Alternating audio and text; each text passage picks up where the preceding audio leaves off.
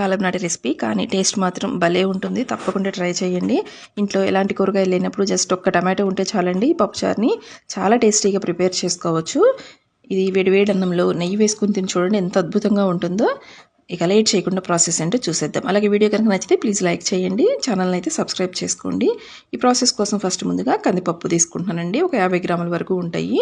చిన్న గిన్నెతోటి ఒక గిన్నె తీసుకున్నాను. కుక్కర్లోకి వేసేసుకొని శుభ్రంగా వాటర్ వేసేసుకొని 2-3 సార్లు అయితే ఈ కందిపప్పుని బాగా వాటర్ తోటి క్లీన్ చేసేసుకోండి. తర్వాత ఇందులోకి ఎసురు వేసుకోవాలి కదా. మనం ఏ కప్పుతో తీసుకున్నామో కందిపప్పు సేమ్ అదే కప్పుతోటి ఒక 2.5 కప్పుల వరకు అయితే వేసుకోండి.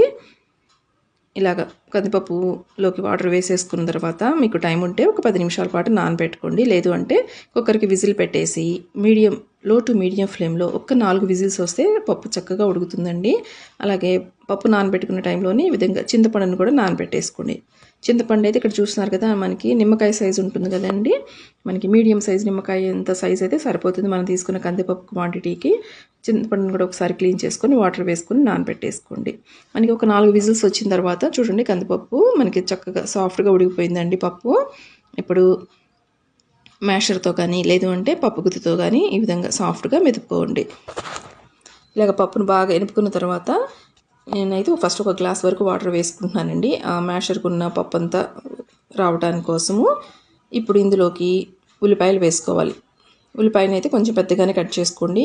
కొంచెం పెద్ద సైజు ఒక్క ఉల్లిపాయ తీసుకున్నానండి. నెక్స్ట్ ఇందులోకి మీ దగ్గర ఉంటే ఇలాగా ములక్కాడలు వేసుకోండి. లేదు అంటే స్కిప్ చేయొచ్చు. ములక్కాడ లేకపోయినా కూడా ఈ పప్పుచారు టేస్ట్ చాలా బాగుంటుంది. అలాగే టమాటోస్ని కూడా ఒక 2 మీడియం సైజ్ టమాటోస్ని అయితే తీసుకున్నానండి.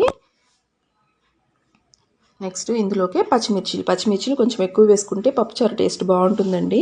ఇక్కడ నేను ఒక 6-7 వరకు పచ్చిమిర్చిలు వేసాను. ఇలాగ సన్నగా పొడవుగా కట్ చేసుకుని వేసుకోండి. ఒక 1/2 టీ స్పూన్ వరకు పసుపు, అలాగే ఈ చారుకు సరిపడా సాల్ట్ వేసేసుకోండి. నెక్స్ట్ అలాగే మనం చింతపండు కూడా నానబెట్టుకున్నాం కదా, చాలా మెత్తగా నానిపోయి ఉంటుందండి. ఈజీగా వచ్చేస్తుంది ఈ రసం కూడా.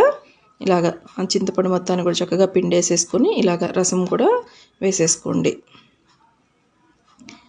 ఇప్పుడు ఇందులోకి ఎసరును వేసుకోవాలి. మనం ఫస్ట్ ఒక గ్లాస్ వేసాం కదండి, మరొక గ్లాసున్నర వరకు వేస్తున్నాను. సుమారుగా ఇవి ఒక 3/4 లీటర్ వరకు అయితే ఉంటాయండి.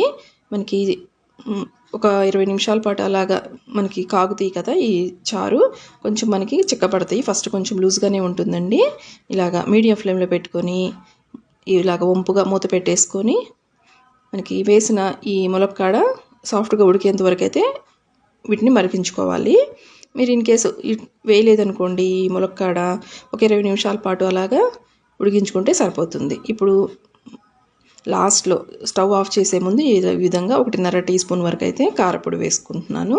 ఇలా కారపొడి వేసేసి ఒకసారి కలిపేసుకొని స్టవ్ ఆఫ్ చేసేయండి. ఇలా స్టవ్ ఆఫ్ చేసేసి పక్కన ఒక స్టవ్ మీద తాలింపు కోసం ఒక గిన్నె పెట్టేసుకోండి. అందులోకి ఒక గరిటె వరకు ఆయిల్, అలాగే 1 టీ స్పూన్ చిన్న స్పూన్ తోటి 1 స్పూన్ వేసానండి నెయ్యి. చాలా బాగుంటుంది తాలింపుకి. ఈ విధంగా నెయ్యి వేసుకుంటే వేడైన తర్వాత 1 టీ స్పూన్ ఆవాలు, ఒక 1/2 టీ స్పూన్ జీలకర్ర, అలాగే కొంచెం పచ్చిశనగపప్పు, మినపప్పు చాలా కొంచెం వేసుకోండి. జస్ట్ ఒక 1/2 టీ స్పూన్ వేసుకుంటే సరిపోతుందండి. అలాగే 8 వరకు వెల్లుల్లి రెబ్బలు ఈ విధంగా చపచ్చగా దంచినవి వేసుకోండి. నెక్స్ట్ ఒక 5-6 ఎండుమిర్చీలను కూడా వేసుకోండి. ఇప్పుడు ఈ పోపుని చక్కగా ఫ్రై చేసుకోవాలి. పోపు బాగా మనకి ఫ్రై అయిన తర్వాత ఈ విధంగా కరివేపాకు కూడా చాలా బాగుంటుందండి పప్పుచారుకి. కొంచెం ఎక్కువే వేసుకోండి కరివేపాకు. ఇలా కరివేపాకు వేసిన తర్వాత ఇంగువను కూడా అస్సలు స్కిప్ చేయొద్దండి. తాలింపుకి ఇంగువ చాలా బాగుంటుంది. ఇలా ఇంగువ వేసుకొని ఒక 1/2 టీ స్పూన్ కలిపేసేసుకోండి. ఇప్పుడు ఇందులోకి మనము ఈ పప్పుచారుని వేసేసుకోవాలి. ఇలా ఈ పప్పుచారు మొత్తాన్ని కూడా వేసేసుకోండి. ఇంకా ఎక్కువసేపు ఉడికించుకోవాల్సిన అవసరం లేదండి. జస్ట్ మనకి మీడియం ఫ్లేమ్లో ఒక్క పొంగు వస్తే సరిపోతుంది. జస్ట్ ఈ విధంగా లైట్గా మనకి ఒక్క పొంగు రావడంతో ఇంకా స్టవ్ ఆఫ్ చేసుకోవచ్చు. ఇలా చూస్తున్నారు కదా, ఇలా కొంచెం తెరలినట్టుగా వస్తాయి కదా, ఆ టైంలో స్టవ్ ఆఫ్ చేసేసి లాస్ట్గా కొంచెం కొత్తిమీర చల్లేసుకోండి. ఇందులో ఒక చిన్న బెల్లం ముక్క వేయడం అయితే నేను మర్చిపోయానండి. మీరైతే వేసుకోండి. టేస్ట్ చాలా బాగుంటుంది. కొంచెం పులుపు ఎక్కువ తక్కువ అయినా కూడా బ్యాలెన్స్ అవుతుంది. జస్ట్ ఒక 1/2 టీ స్పూన్ అంత చిన్న బెల్లం ముక్క వేసేసుకోండి ఆ తెరలే టైంలోనే. ఇంతేనండి, మనకి పప్పుచారు రెడీ అయిపోయింది. తప్పకుండా ట్రై చేయండి. వీడియో కనుక నచ్చితే ప్లీజ్ లైక్ చేయడం మాత్రం మర్చిపోవద్దు. అలాగే నా ఛానల్ కొత్తగా చూస్తున్నట్లయితే ఛానల్ అయితే సబ్స్క్రైబ్ చేయండి. మరొక ఇంట్రెస్టింగ్ వీడియోతో మరలా మీట్ అవుతాను ఫ్రెండ్స్. Thank you.